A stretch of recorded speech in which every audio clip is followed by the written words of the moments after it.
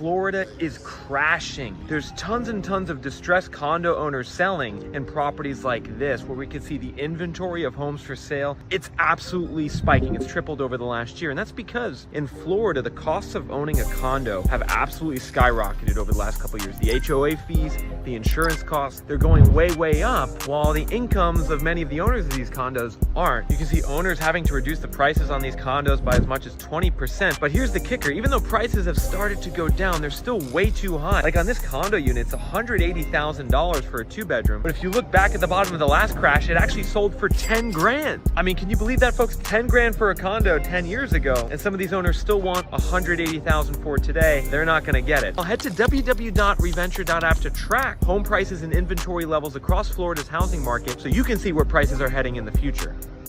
Hey, breathing again. Some gon' leave like trees in the wind. Well, y'all gon' see like B to begin. That BC days, y'all free to pretend. Hey, cap on the internet, rap, we ain't into that. Fact, I'ma interject crazy. Hey, whack, I'ma intercept that with the intellect. Chat, better give me that gravy. Hey, that mean chicken. Gotta blow that, get it back, never know the cause. Yak it, the yak, get the black, and a few stacks. Never gon' lack any cobras, dog. Hey, I don't got a cross for the NBA. I seen Tobin, the all white.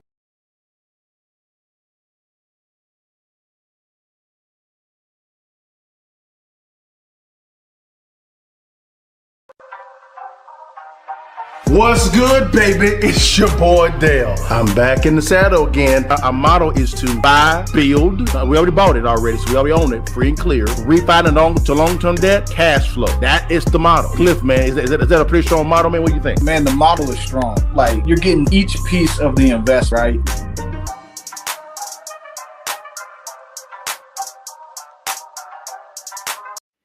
What it do, baby? It's your partner Dale, and Cliff back in the saddle again for another edition of Real Estate Friday live training, man. Cliff, baby, how you doing, big time? Doing all right, brother? Man, doing good, man. Good stuff, man. Hey, man, was it a good week, man? How was the week, man, with everything? How was the week? Man, it was a good week, busy. Had a lot of stuff going on, but I can't complain, man. So good week. Yes, sir, man. Did we get the bag? Oh yeah, we get the bag every week. Every week, yeah, we get. So that means this week we got our diploma from I Got That Bag University, y'all. Yeah, so I've been asked, Cliff, man, if we have any merch, man. Yes, we do, y'all. Something called I Got That Bag University. Right there, we got our diploma this week. Did you get your bag? If not, man, rep this, right? Rep this. Show everybody that you got your diploma, man. Let's get in this thing, man. Cliff, man, brother, you know how we begin it every single week, man. How was the week? And give us the current market analysis. What's going on in the market? What's going on? What you seeing, brother? I'm seeing more, just a slight uptick in purchases, but that's normal because it's summertime. So we're going to see that uptick. So we're starting to see more purchases come through. I keep saying it, man. I said it for the past year. I think we're at the bottom of the market. I think everybody's waiting for the interest rates to get cut.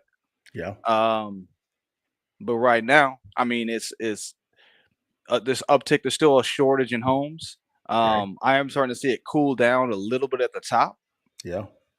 But I think there's going to be I think when they cut rates, that's going to be the perfect opportunity because rates are going to fall at the same time. Prices are still okay. If you wait too long, everybody's going to have heard about it and those homes are going to drive up. You're going to see easily a 3% to 4%, maybe 3 to 5% pop. Yeah. In the value of homes. If you want a $500,000 home, yeah. If you wait 6 to 8 months, it's going to be $525. Interesting. So what you're saying is you think the prices are going to go up on real estate? Oh yeah. Really? I think it may go down. I think it could go down in the short term. Short term? How? What's short term in your context? 6 months to a year. So you mean probably by mid 2025, you're going to see a dip for about 12 months, correct? You could, depending on when they cut rates. So do you still think that the Fed's going to cut rates in 2025? It's hard to say now. How much they're going to cut. Okay. I think really it's going to depend on the unemployment rate. Okay. If we keep seeing more unemployment rate, then they'll cut to the level of the unemployment. Right now, they're probably their best case is about 0.5. 0.5%. Okay. Yeah. I get that. Here is my thing is they've been saying for a long period of time, the Fed, that they're going to cut rates. We went from 6, 4, 2, now 0. and they're saying maybe it's going to be in 2025. There's a new budget coming out from the Biden administration, which comes out every September, right? That says that what the budget's going to be. I believe their budget is around like $7 to $8 trillion. That's the budget. And no matter if there is at the election, let's say for instance Trump does win, that budget is put in place. Now it may not be spent next year, right? All of it, but a lot of it's going to be spent next year because it's a annual budget. And what I see the problem is the Fed cannot control the power of the purse, which is of course the House, right? And the executive branch. They can't control it at all.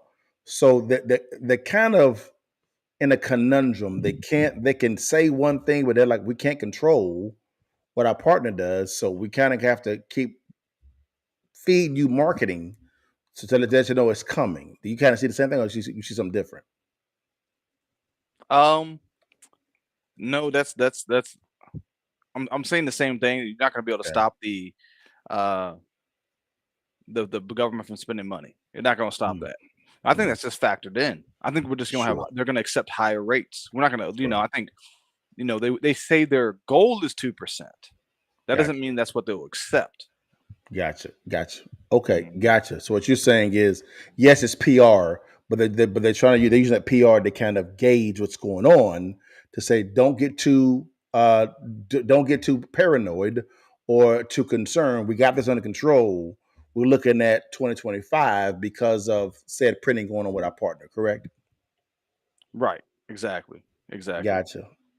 Interesting. This is what me and Cliff, guys, we have this dialogue off the camera all the time about what the Fed's going to do. But we kind of still agree that the Fed is going to continue to be a PR agent for the government. Every single time. It's going to be up to you to be able to understand the BS from the factual stuff. That's why we do these trainings on Friday. But Cliff, man, let's dive into the subject as well, man. People want to hear about this, man. Man, Cliff, I heard this come up, man. Florida, a housing collapse just got worse. Builders are now abandoning projects in some areas, Cliff. Just walking away. I have never heard of this before. So I said, let's dive in and see what's really going on. And then you and I can kind of comment on it, man. But let's see what's going on, Cliff, and dive and see exactly what's going down. And then what we'll do is we'll be able to comment. That makes sense? Yeah, it makes sense. Let's get it in. Home builders are now abandoning projects on the U.S. housing market, like this house behind me here in Florida.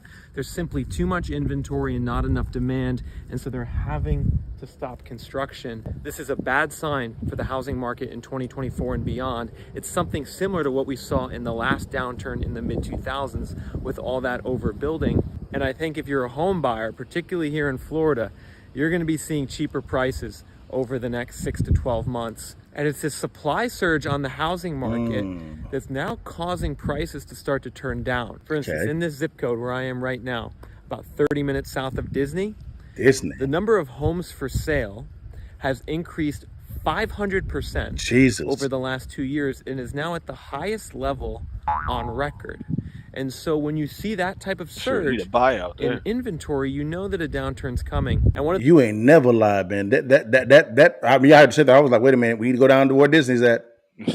Where Disney's at. Yes, sir, man. Let's keep it going. Let's go. The big things we're seeing here is an Airbnb sell-off. The Airbnb investors, they bought up a lot of the homes in neighborhoods like this in Florida over the last couple years, but now they're being forced to sell because their revenues are collapsing. The incomes are collapsing, particularly near Disney World, everyone. About a year ago, Disney World, they had a big issue with park attendance. That's what I keep saying, Cliff, when it comes to this type of thing is, well, I think they have to go down is because the cost of goods and services are continuously going up. So the normal buyers that were coming in to buy retail homestead properties are not coming in because they're paying a high interest rate, 7% and sometimes even 8%, depending on what your credit score is and the LTV is, right? And then number two, what trips me out is because of that, they owe records amount of credit card debt. They don't have the delta to be able to pay that mortgage payment at all. That's why I'm believing that in order for them to get them off the sidelines, they're gonna have to bring those prices down because the rates are gonna stay high. Would you not agree?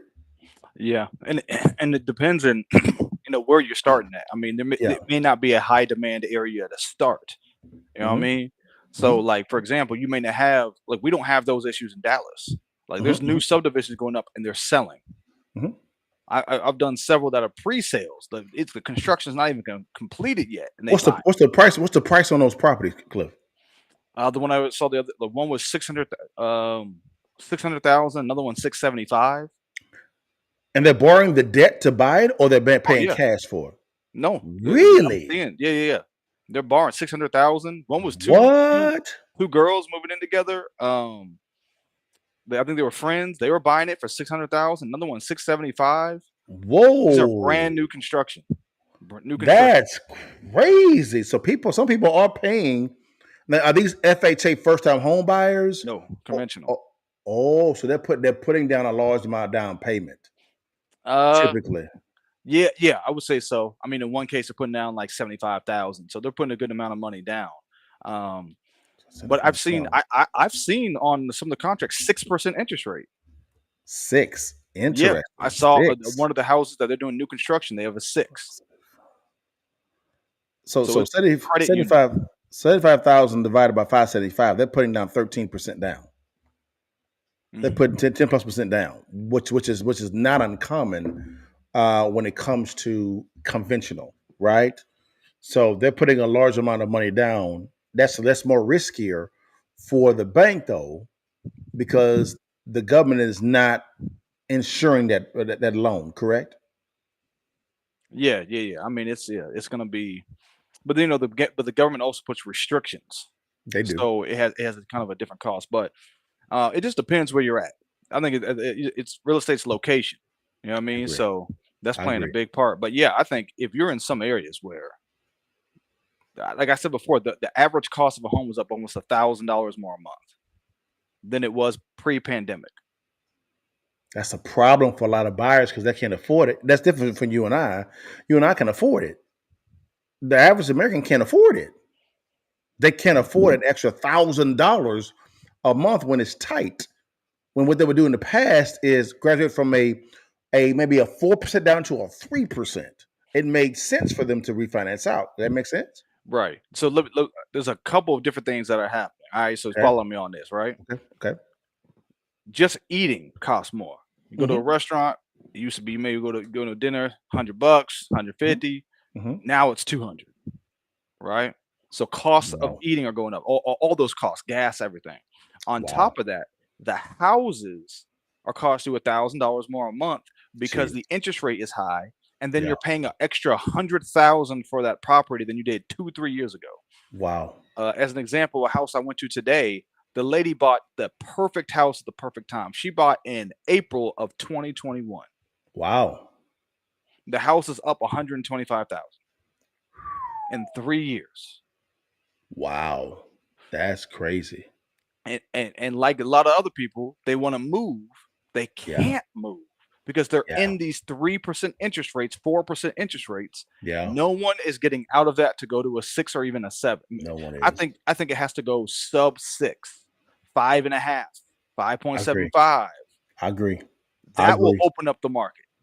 I agree. Now that's gonna be very risky for the Fed to lower it down that much while the government is still printing.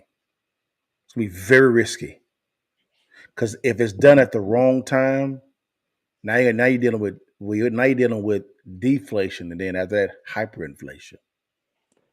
That's why I think I think they're waiting on unemployment. They need unemployment to be higher to offset that Well, inflationary cost. if you look at unemployment, yeah, a lot of people in these numbers now, people are just not even reporting anymore. Not even reporting. So when it comes to that number, they're not even factoring that in to the overall number itself at all. And most of those jobs are part-time jobs. They're not full-time jobs. People Right. get 2, 3, 4 jobs just to make ends meet. And I mean, I'm praying for the people, but it's man. Now you kind of see why me and Cliff say you need a side hustle. You need a side hustle. Because right now, I don't see. I think the best move for the Fed to do right now is to do nothing. Pause. Do nothing to the rate at all until you get control of the spending. Right. Yeah. No, I agree. It's something now, Cliff, man. Now there's a trick though that they're doing right now. You and I spoke about this before on a past kind of move podcast, right? You know about this before. Now, Cliff, what they're doing right now is that they're offering guys 100% financing for FHA lending in 2024. Let me say it again for the folk in the back row. 100% financing and FHA lending. FHA is government insured lending. I'm getting emails from major mortgage bankers offering 100% financing. This smells just like 2004, 5, and 6, Cliff. Would you agree? Yeah. I mean, that's 100% is crazy. But I mean, but the truth is, 3% is not really. It's not a lot of difference. Right It's now, it's not. 3%. So it's not. It's but I think to me they raised the standards because they passed Dodd-Frank, which put restrictions on the bank and put Okay. restrictions on what they can do. So I Yeah. don't think we're going to see a 2008 just because the banks have to hold more cash and Actually, no, they don't. They are forcing all the banks to go to what they call the discount window. The well, discount window was go ahead, go ahead, go ahead, go ahead. oh no, I'm saying they the reason why they have to have more cash is regard into the Dodd-Frank Act that require basically they're just saying because the banks are bigger now. Okay, Right, I they got brought you. them together. But I yeah, the got you. discount window, they're trying to hide the bad banks. Yeah, I get that. Here's what I'm saying by what you just said, and I can understand that perspective. What I'm saying is this here, Cliff, is the banks don't have to have more money on the balance sheet. No, they don't. They actually lowered that. Normally it was 10%. No, sir. Sometimes it's even zero. They lowered that criteria. So they lowered the criteria for the banks, right? That's why I bring up the discount window, is because typically banks that were in trouble had to go to the discount window. That was kind of the walk of shame for banks, right? Now every bank has to go to the discount window, no matter who you are, to do what you just said, which is hide the bad ones, because they're trying to control the PR here. That's what they're trying to do. And when it comes to 100% financing, you'll see in the second, guys, in this video, you begin to see, guys, that they're lowering the criteria for the borrower as well, not just the bank. That's why I said, wait a minute. This don't make no damn sense. That's why I said this sounds smells like 2004, 5, 6, and 7. Now, in that time frame, only the banking sector and the insurance sector was affected. In this one, it's every single sector is affected by it, not just two industries. Mm. Now, let's see what they're going to do, Cliff, real fast. And then what we can do is when we see what they can do, we'll see how they're going to do this, how they're going to do it. And this kind of shocked me a little bit because I was like, wait a minute, this doesn't make any sense to me at all. But when you begin to see how they're doing it, right, you're going to be like, what the hell? Here you go. Let's see what he's talking about real fast. Here we go, guys. Boom, here we go. That's what he's talking about. And most people, including myself, we didn't think about these things. These are things like, this is another trick up the sleeve. Oh, let's tap into homeowner equity. Let's inject that into the market. So how are we doing that? Well, what we can see is that what he's saying, Cliff, he's saying that the trick up the sleeve for the government is to tap into the homeowner equity. So then they're not just targeting new homes; they're targeting existing homes too. Watch the play. Here we go. what they've done is they've filed a new proposal, Freddie Mac. So the Freddie government Mac. basically provides liquidity for home loans through Fannie, Freddie, and now Ginnie. Okay, so these are like government-backed programs for mortgages. And they filed a proposal for a purchase of single-family closed-end second mortgages. Oh, second mortgages, Cliff. Not senior, junior debt. Here we go. So they issue first mortgages, but now they want to do second mortgages. That means they want to allow all these homeowners that have equity in their homes to tap into that equity, get it out of their home, and start spending it into the market. All right, now the agency that's going to approve this is the Federal Housing Finance Agency.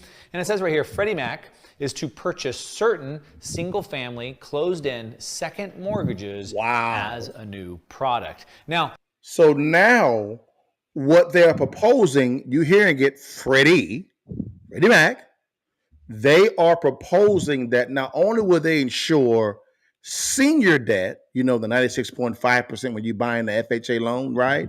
Or 97%, but also the junior debt. So the 3.5% you got to put down, they want to sponsor that too. Here we go. Now, that's a pretty big deal. How does it get the $32 trillion out there? Well, one thing that we can see right here is the amount of homeowner equity. Okay, so there was a little bit of equity in homes right here. Obviously, 2006, 2007, before the 2008 crash, we had a lot. But what we can see is from this peak right here to the point right here, we've seen equity go up. Here we had about 14.3, and right here today we're at about 32.3. So what this means is that homeowner equity, the amount of equity in homes, has gone up by, what is that, 130%. Wow. So we're sitting on about $30 trillion of equity, Jeez. Which is amazing. So if we can just pull couple of those $1 trillion out, inject it to the market, we can get more liquidity, and there's nothing the Fed can do about it. Now, let's just take a historical view to understand what kind of impacts this might have. So, for example, in 2007, sort of at the height of the last bubble before the great financial crash happened, there was about $700 billion of second loans outstanding. Okay? To kind of set a preference.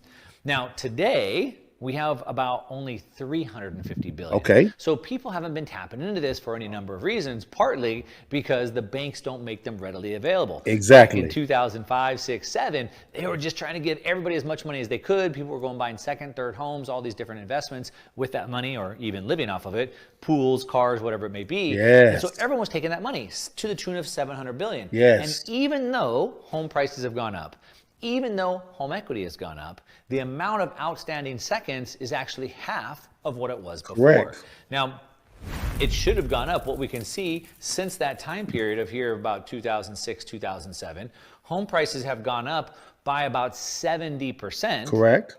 Your home is worth about 70% more than it was back in 2006 or 7. But again, home equity has gone up by about 130%, but the amount of people tapping into that, like I said, is about half of that, okay? We can see here, Bank of America, which is one of the major leaders in kind of providing these secondary mortgage loans, cut their mortgage loans, second loans, from $150 billion they had on their books down to only $25 billion. They did. So it was a massive amount of liquidity drain that's come out of that. Now, this is sort of, like I said, stuck liquidity. Yes. Right? $32 trillion of it. So the goal that I'm seeing that the government wants to do, Cliff, is to get money flowing by tapping into the secondary equity of homes. So they offer products insured by them so that banks can begin to write those products to consumers to borrow. So they're actually targeting those 2 to 3% interest rate borrowers because their equities went up in their property. So they said, we need for you to borrow more money so we can get more money out. You see the same thing, or you disagree? Yes, that's the plan right now. I mean, a lot of people got equity. Every home you see, for the most part, in the big cities, they got equity. Mm-hmm. If you lived in your home longer than, I'd say, 4 years, you got equity. You do. Everybody does. And so, and you got to think strategically. Some people are going to hold. They're going to be like, shoot, I'm holding this for a long time. I'm going to let this go. Like if you own a property in LA and you bought it in 1995, you still got it. Yeah. You're a millionaire. Yes, you are. On one property held a long time. That's it. That's crazy. So guys, like we say right here, they're trying to offer 100% financing insured by FHA for lending, not only for seconds, but also when you acquire homes as well. Because the goal is to get money flowing as fast as possible. Cliff, is that suicide to you or not suicide to you? I mean, second loans is going to be risky. I mean, they're risky in general. I mean, there's a reason why they haven't done it up to this point. I think Yeah. though, I think they're probably thinking about it the same way as a first mortgage, in the sense that, Okay. on a first they'll maybe go up to 80% of the home's value. Sure. I think the seconds are going to work the same way. It's going to go up to the same amount. I can't see them doing a second up to 90%. You know what I'm saying? Now, Cliff, this is what some people are going to be saying about these second mortgages, man. Specifically, those that are trying to buy their first home. Right. Yeah. Freaking out Kevin Hart. Now, some folks, Cliff, are going to be saying this concerning these second mortgages.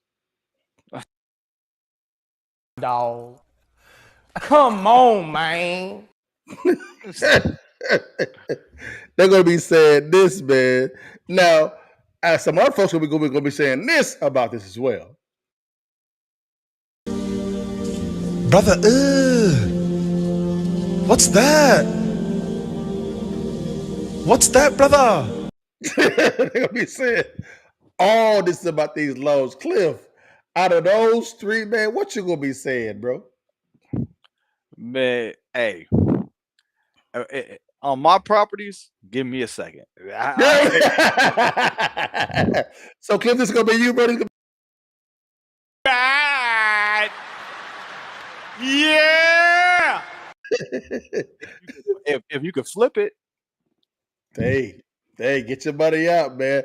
I'm kind of in the middle. I'm kind of like Kevin Hart, and I'm kind of like Boosie. Like, come on now, man. This is going to be kind of me a little bit. Dog. Come on, man. Now, when it comes to investment properties, I'm going to be doing this a lot of times. Right. Yeah. I'll be doing all that, bro. Depending on the city, bro. Depending on everything, man. I'm going to be doing something, man. It's the Cliff, man.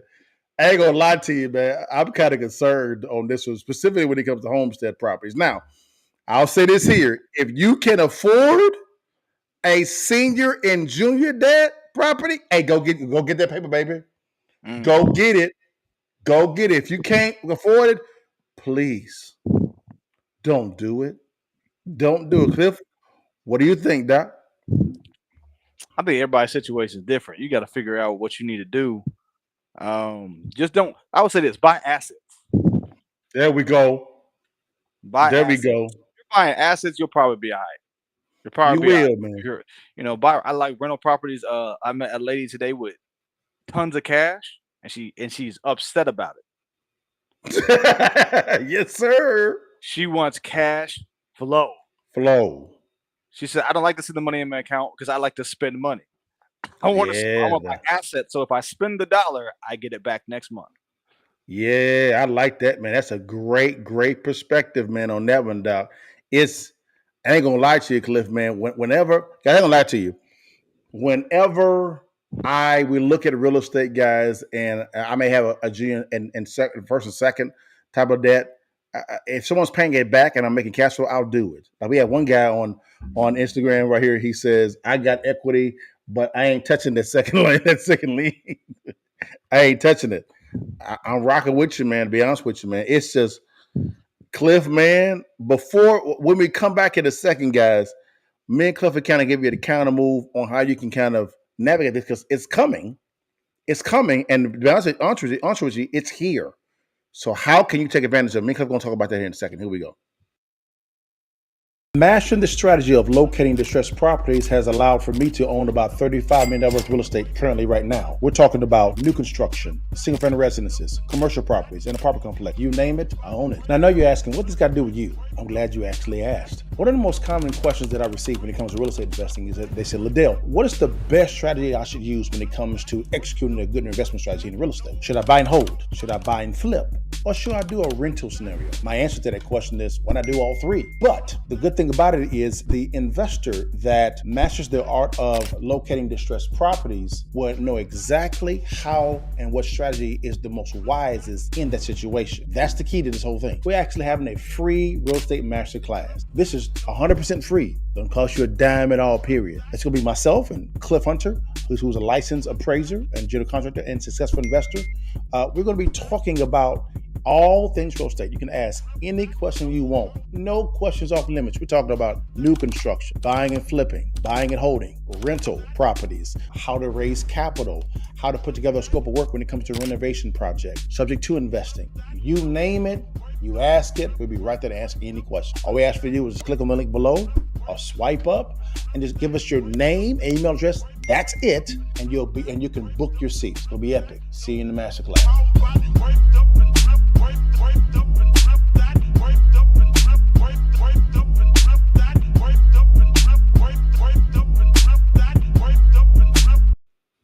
All right, Cliff, man, let's dive into, man, how people can actually take advantage of this real estate play, man, real quickly, man. If you, we call this guy the real estate counter move real quickly. If you, Cliff, had 100% financing for real estate from an investment standpoint, what type of properties would you acquire and what areas and what strategy would you use with that money? 100% financing? Yes.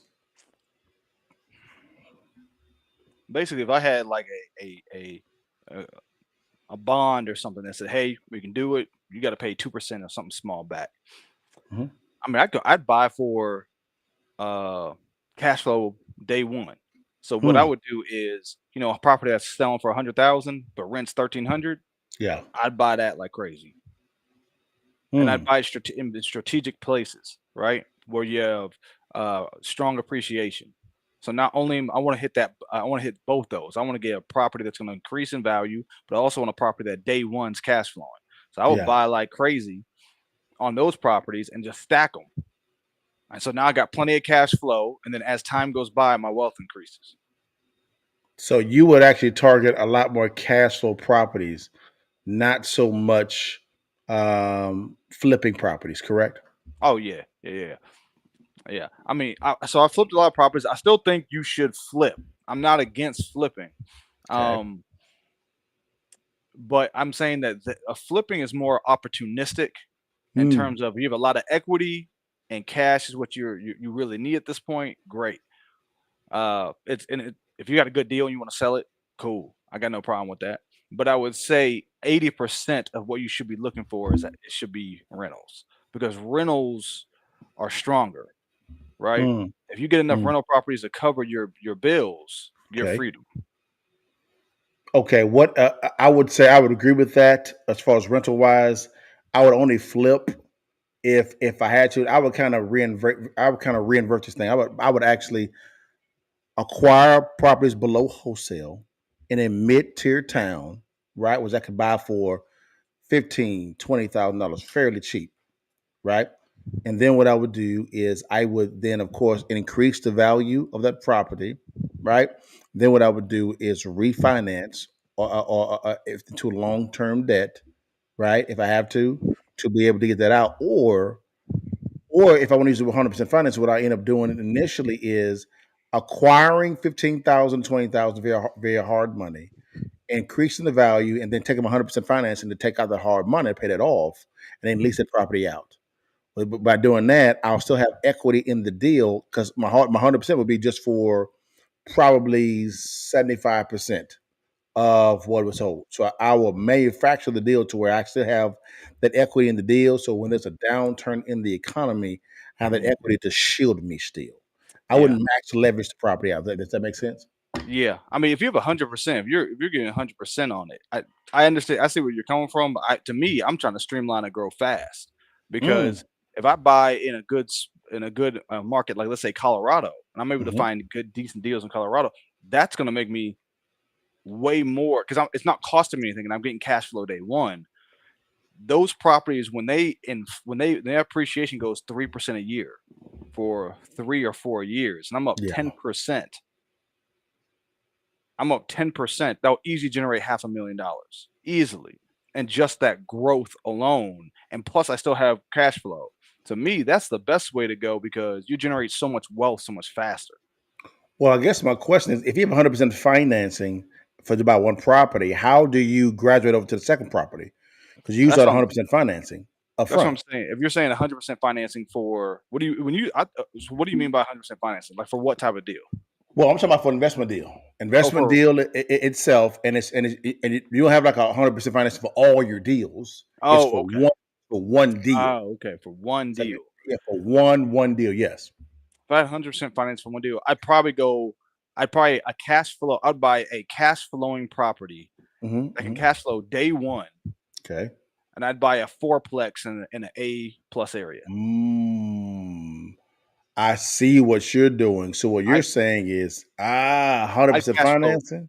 Yeah, if I had 100%, they say, Cliff, whatever you want, cool. We're gonna get the banks gonna cover the whole cost at Wow. interest rate. I'd go downtown, buy me an $800,000 fourplex. That cash flow day one.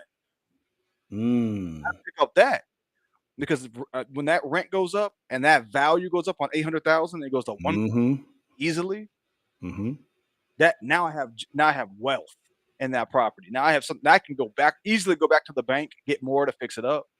I can go get lines of credit against it. And now I got all that extra equity that I can go then buy more properties. I can then go use that as a HELOC because now I have a property that's worth I have $700,000 mortgage. It's worth 1.2 easily on one What? easy to manage, easy to take care of. So I like that. I like that play. So what I would do is here. What I would do this here is I would say 100% financing. Okay, cool. I will copy the Grant Cardone model. I would actually go buy a multi-million-dollar property that's already 90+% occupied, Oh, okay. already cash flowing straight. Yeah, I'm gonna make the play. I'm Oh, gonna make the play. you go Yeah, ultra luxury. You go ultra yeah, luxury. So you go 100%. I go yeah, ultra luxury because nothing yeah. appreciates like luxury. It never does. So I said, no problem. That'll open me up to getting hundreds of thousands of dollars on a monthly basis in cash flow, which I can then leverage that to be able to make plays on smaller units, whether it be 8, 4, 16, 36 units, SFRs, subdivisions, new construction. That opens up so much for me to do on a lower scale because I targeted a class A plus type of a property itself that's cash flowing from the get go significantly on day one. Make sense? Yeah. Okay. Yeah. From that, if you could go as if so for me, if I could choose any asset class, like if they say, Cliff, you could choose any asset class, like sky is the limit. Yeah. What I would probably do is I go to a metro area that's growing, Yeah. probably a Dallas, a Denver, Yeah. Florida, maybe Miami, Yeah. and I probably would do a uh, multi-tenant property Okay. so that I diversify, which has parking, that has tenants in there, that also does hotel services. Mm-hmm. Basically, you want to be able to get into a deal that's going to have most diversification in there.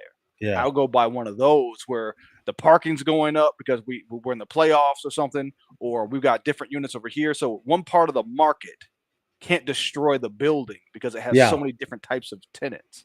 Gotcha. That's what I'd Gotcha. probably go for. That actually makes some sense, guys. Again, guys, we're giving you guys some strategies on how you can maximize 100% finance, whether it be from single family residence to apartment complexes to new constructions. It's coming because there is a need for housing. And those that how politicians make their money, guys, is they position themselves to be in the right position to where how the money is flowing, it flows through them. Through them. That's how they're able to make six figures and become multimillionaires just for making six figures because their their stocks are positioned in the way to where the money is flowing through these bills. It goes through them. So if you have 100% financing, you're saying, okay, government, if you want to get this money out, I call it your personal stimulus. I'm going to position myself in a way to where that money can flow through me, that I can begin to maximize my rate of return. You agree, Cliff? Oh yeah, I mean that's why real estate is it's the backbone to most wealthy people because it's the most stable asset you're probably gonna get. You know, stock prices go up and down.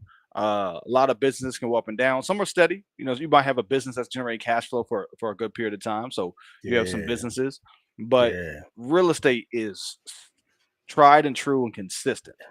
it is. So it's a great way to get your return on your investment. Yeah, And if you get a strategy down and you get the right partners, man, yeah. you kill it. Yes, me. Yes, sir. This for that strategy, Cliff. I gotta say something on that one too. Here we go. My man. My man. My man. My man. My man. Good for you. My man. So he had to chime in too. My man, on that He's making strategy. fun of Yeah, yes, sir, he got baby. Did Denzel. that come Okay. yes, sir, man. Yeah, I'm trying to make it entertaining at the exact same time, make it Yeah, yeah. educational as well, also all the time, man. So it's just, man, we had to, a lot of these stuff, man, it can be kind of boring. We ain't trying to be boring, guys. We trying to be as entertaining as we can, guys. So if you see on the left hand side, guys, on the top, if you're on any platform besides Instagram, you see a QR code. You can see that as well.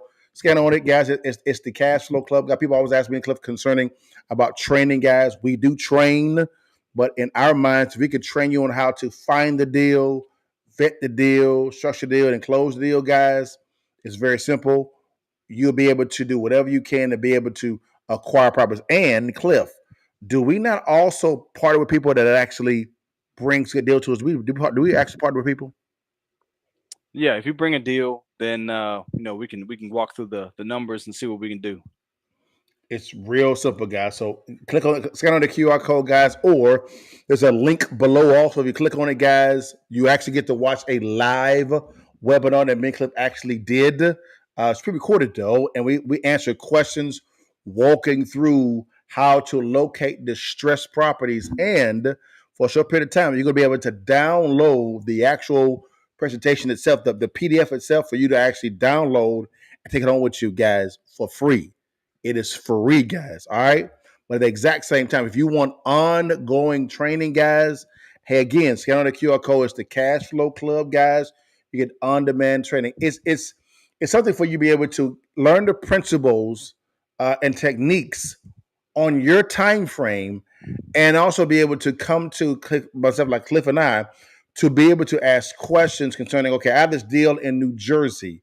Here is the scope of work. Here's the ARV, good deal or bad deal, and be able to us to answer those questions. Cliff, do we have that at all going up, man? Coming up, man. Do we have that, anybody at all that can help us do that at all, man? Yeah, we got a couple partners that might be able to help us out.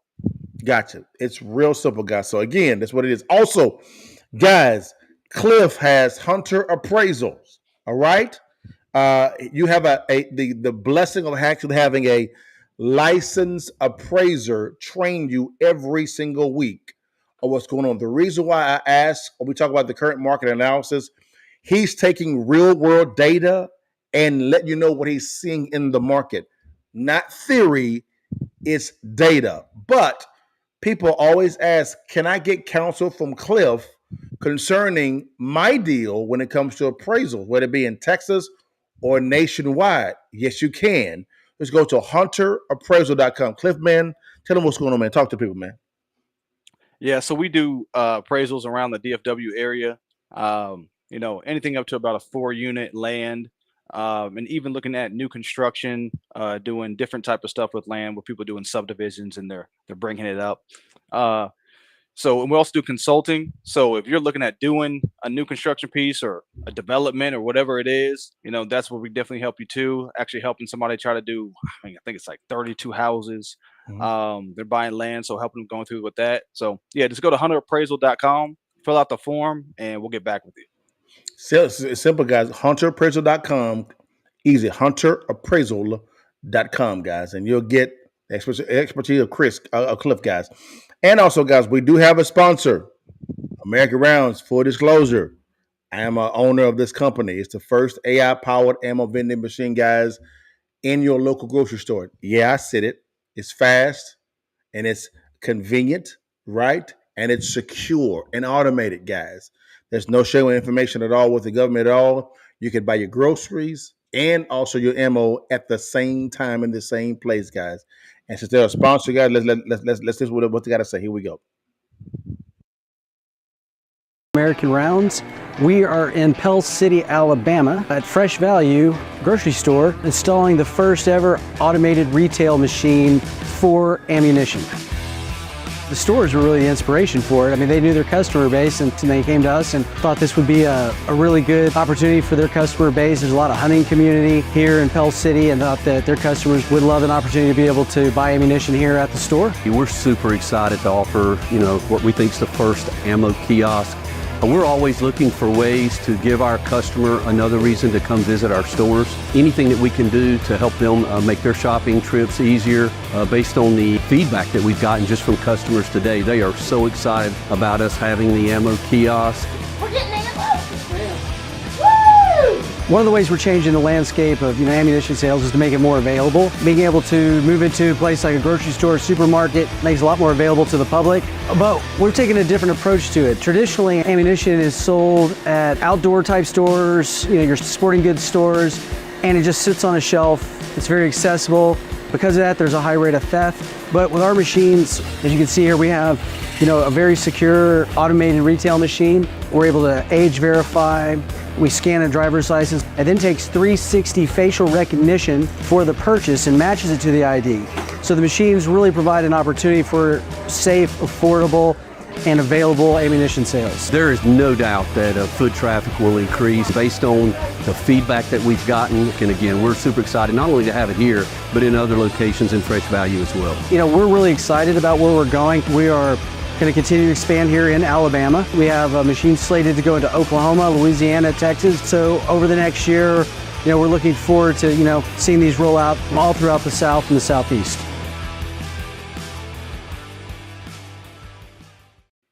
Guys, that's American Rounds, guys. The first AI-powered ammo vending machine, guys. Go click on this QR code real quick. I'll bring it up real quickly. And you're welcome to go to online and see exactly where and what locations that we're at, and if we're coming to a city near you, guys. We are expanding rapidly, and it's pretty exciting, guys. That we get a lot of feedback, Cliff, from Capitol Hill and in other states as well, also. So it's something, man. So, Cliff, you want to say anything, man, before we get off, big dog? Nah, same thing every week. You one deal away, man. Go to hit up the Cash Flow Club, man. We want to talk to you. Because to be honest with you, man, we're gonna do deals. We're gonna continue to keep buying houses. I'm wrapping up more. I did take a break for a little bit, but I'm back on it, going strong. So looking at building the portfolio, and so if y'all got an opportunity to talk with somebody who's actually doing it, going through the process, and have seen it thousands of times. I mean, there's not much that we haven't seen. Man, hit us up so we see if we can help you out. And guys, if the deal is good, we will fund the deal. I don't know Cliff, I don't know about you, bro, but if someone offers me to fund my deal, I'm going to jump at that, doc. I'm going to jump at that, man. Would you, bro? Yeah, I mean, you got to look at any opportunity, man. So you gotta see what the deal is, see what the opportunity is, and take advantage.